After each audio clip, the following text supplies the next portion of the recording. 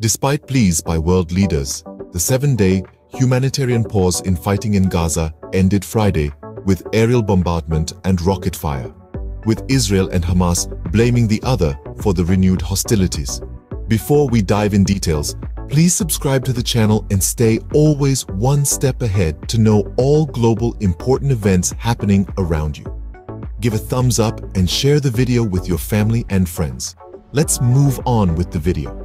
Just hours after US Secretary of State Antony Blinken departed from Tel Aviv, Israeli jets began striking 200 targets in the Gaza Strip while rockets arced toward Israel and reports of Palestinian casualties rolled in.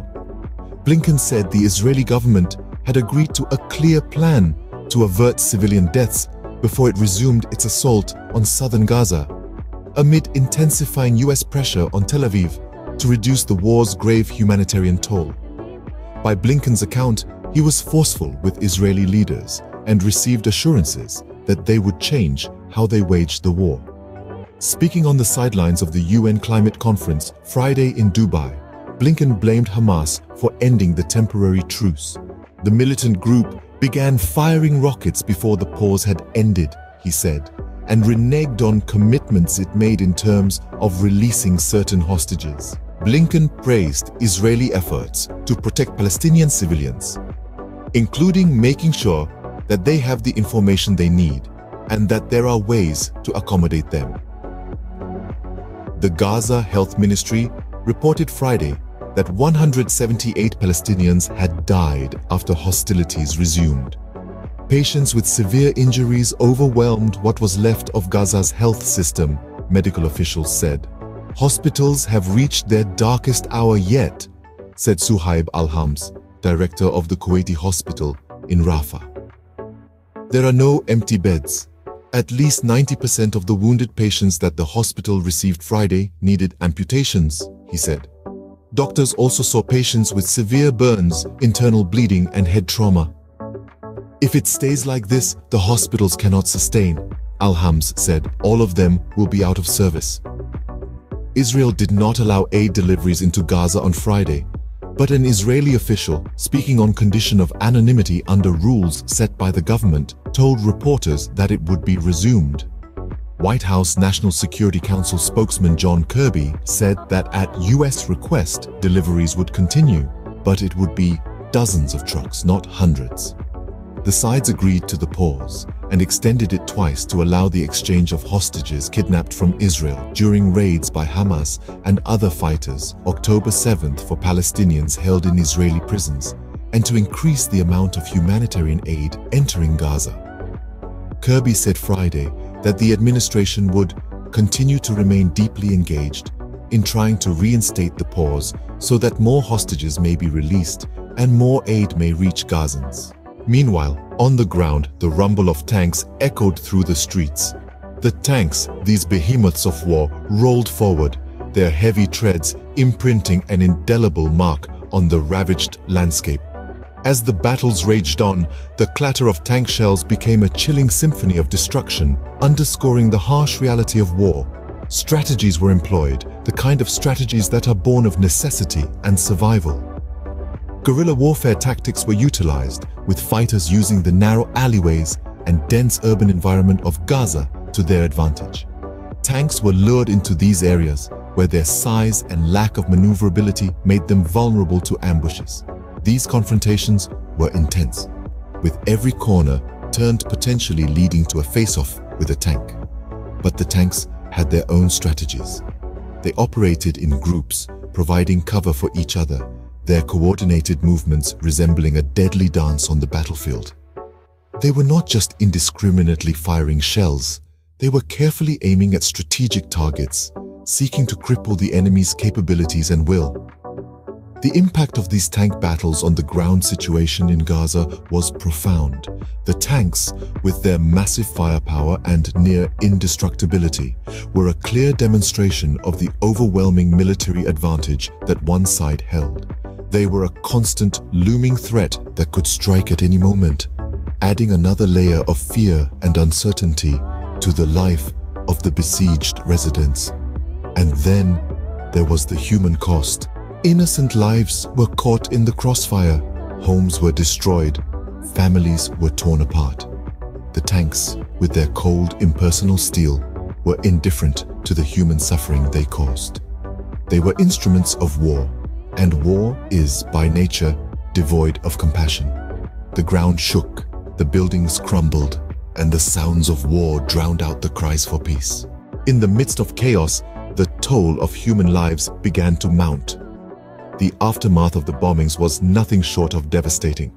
The streets of Gaza, once filled with the hustle and bustle of daily life, now echoed with the haunting silence of loss and despair. As the dust settled, the grim reality of the situation began to surface. Countless lives were lost, homes were reduced to rubble, and the dreams of a peaceful existence were shattered. Amidst the debris, the relentless spirit of the medical teams emerged as a beacon of hope.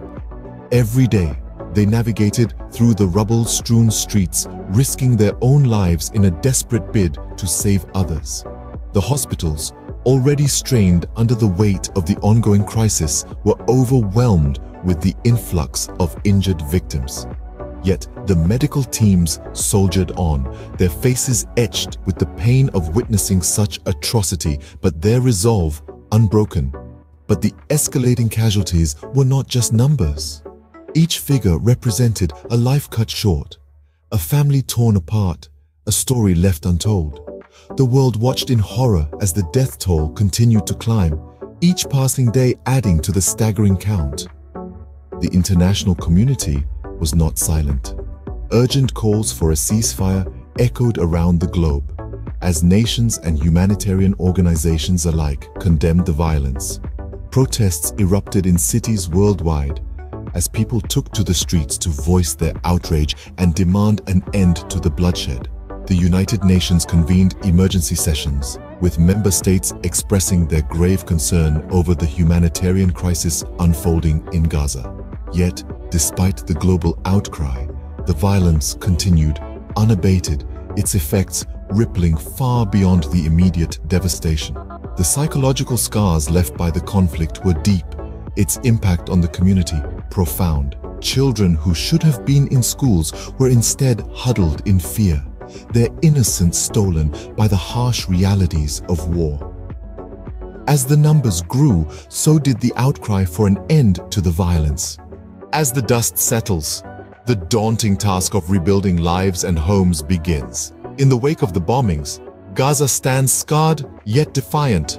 Crumbled buildings and fractured infrastructure paint a picture of resilience, a testament to the human spirit that refuses to bow in the face of adversity. The aftermath is a somber one, filled with the echoes of recent conflict. Yet amid the rubble, there's an undying spirit of hope, a determination to recover and reconstruct. Despite the destruction, life in Gaza continues, albeit with a sense of trepidation. The markets open, children return to schools, and families pick up the pieces of their shattered homes, brick by brick, memory by memory. Reconstruction efforts are underway, with the people of Gaza and international organizations working hand in hand. Engineers, architects, and laborers are racing against time, striving to restore the city's skeletal infrastructure. There's a collective understanding that rebuilding is not just about erecting structures, it's about restoring lives, mending hearts, and reviving the spirit of a community. Yet, the future remains uncertain. The recent events have left an indelible mark on the people of Gaza, a reminder of the fragile peace they live under. Despite the uncertainty, there's a unanimous cry for lasting peace in the region. The people of Gaza, battered but not broken, seek a future devoid of conflict, a future where their children can grow and flourish without the fear of war. As we look towards that uncertain future, we must remember that peace is not merely the absence of war, but the presence of justice, equality, and freedom. The world watches, hopes, and waits as Gaza rebuilds, as Gaza remains resilient. In the face of devastation, the spirit of resilience persists, echoing the hopes for a peaceful tomorrow.